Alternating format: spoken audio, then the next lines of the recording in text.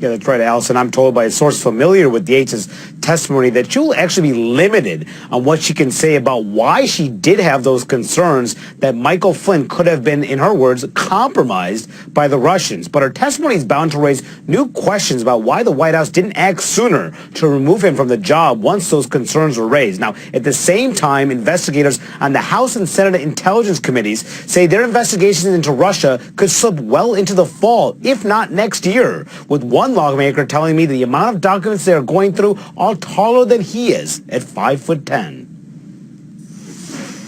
Congressional investigators looking into Russia's role in the 2016 elections, running into a range of new challenges ahead of today's high-profile testimony from former Acting Attorney General Sally Yates and former Director of National Intelligence James Clapper.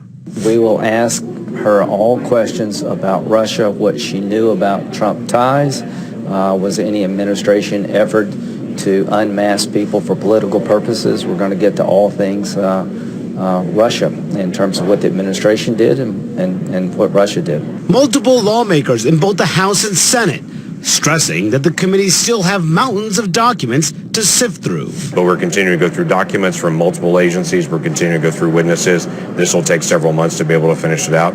Cautioning that the probes could drag into the fall and even next year. Further complicating the inquiries, uncertainty over the leads the committees are chasing, and ongoing partisan disagreement over potential collusion between the Trump campaign and Russia.